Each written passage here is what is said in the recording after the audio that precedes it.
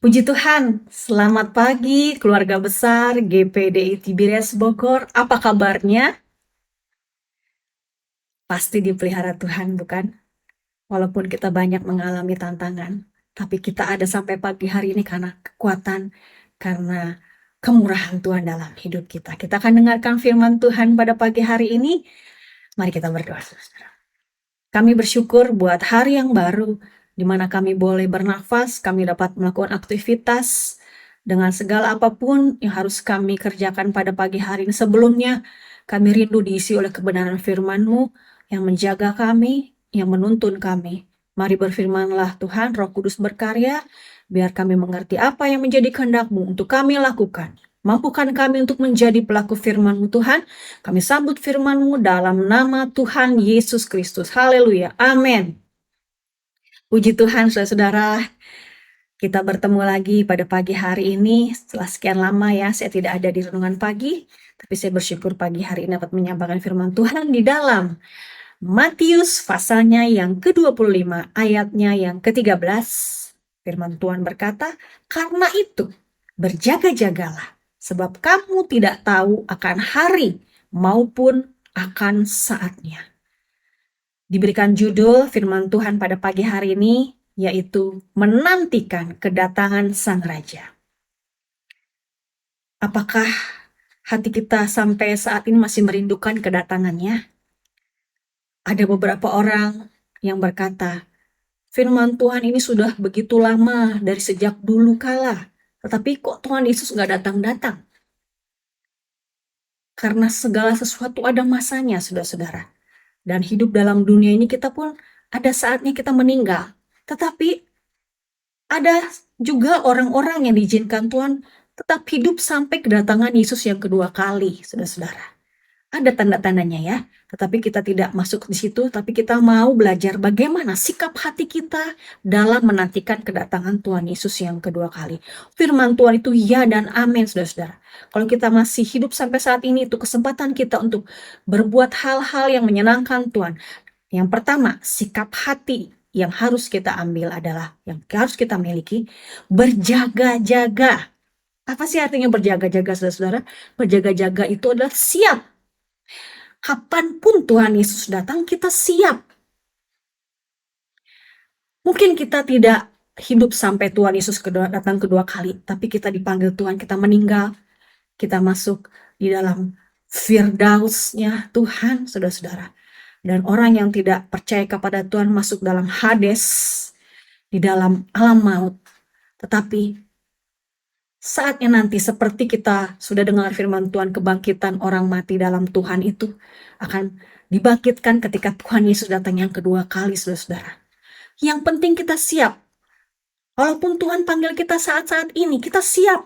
Pada saat kita di Firdaus dan saatnya nanti sangkakala berbunyi, Tuhan Yesus datang kedua kali, kita dibangkitkan, kita bertemu dengan orang yang hidup sampai pada akhir zaman, kita bersama-sama menyongsong Tuhan Yesus datang kedua kali, di awan-awan yang permai kita keadaan siap karena kita berjaga-jaga, saudara-saudara. Itu yang pertama, sikap hati yang berjaga-jaga yang harus kita miliki. Yang kedua, kita harus hidup menyucikan diri kita.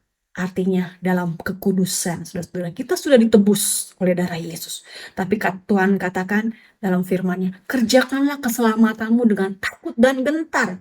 Bagaimana kita hidup kudus dalam Tuhan? Orang yang menantikan Tuhan itu hatinya terus ingin berjaga-jaga, saudara-saudara, karena tahu Tuhan akan datang. Dan kalau Tuhan datang, saya harus dalam keadaan siap dong. Saya dalam keadaan kudus dong. Dalam keadaan suci dong. Memang kita tidak lepas dari dosa.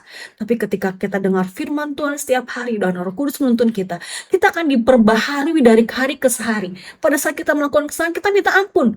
Ketika Tuhan Yesus datang ataupun Tuhan Yesus memanggil kita meninggal dalam dunia ini, sudah meninggalkan dunia ini, kita dalam keadaan siap, saudara-saudara. Karena kita berjaga-jaga dengan kekudusan kita. Tuhan, kita tidak tahu kapan Tuhan datang atau Tuhan panggil kita untuk meninggalkan dunia ini, saudara-saudara.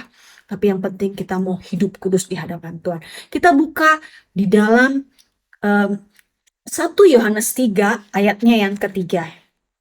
Ini dalam poin yang kedua ya. 1 Yohanes 3 ayat 3 berkata, setiap orang yang menaruh pengharapan itu kepadanya menyucikan diri sama seperti dia yang adalah suci. Orang yang menantikan kedatangan Tuhan, dia berusaha hidup kudus, menyamakan apa yang menjadi kehendak Tuhan, hidup semakin lama sesuai dengan kehendak Tuhan. Itu yang kedua. Yang ketiga, hidup dengan hati nurani yang murni. Saudara, Tuhan tahu apa yang menjadi isi hati kita. Orang lain nggak tahu, keluarga kita nggak tahu, bahkan hamba-hamba Tuhan tidak tahu. Tapi Tuhan tahu hati nurani kita yang terdalam. Apakah kita murni atau tidak. Kita buka ayatnya dalam Kisah Rasul 24, ayatnya yang ke-16, saudara. Kisah Rasul 24, ayatnya yang ke-16 berkata,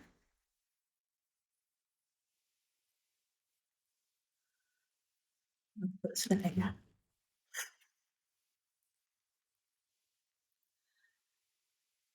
firman Tuhan berkata,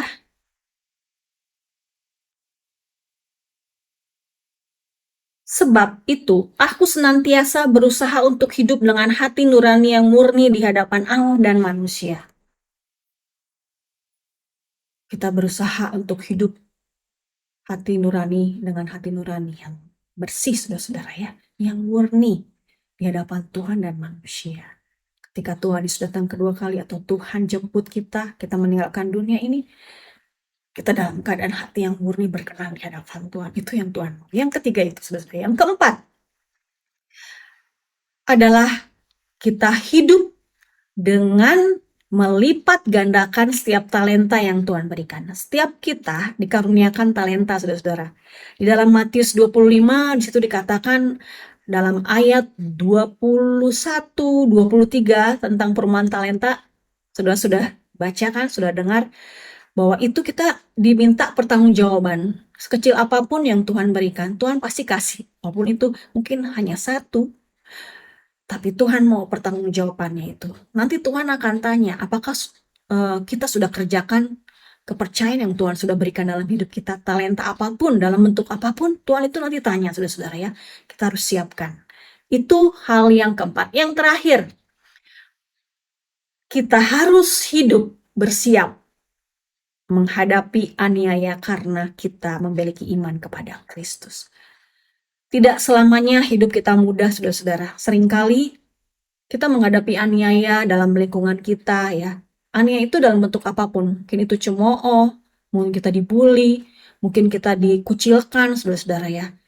Ataupun dalam hal-hal yang lebih lagi, kita harus siap, saudara-saudara. Tuhan tidak pernah menjanjikan jalan kita mulus, tapi Tuhan pasti akan melindungi kita, menjagai kita, apapun yang terjadi.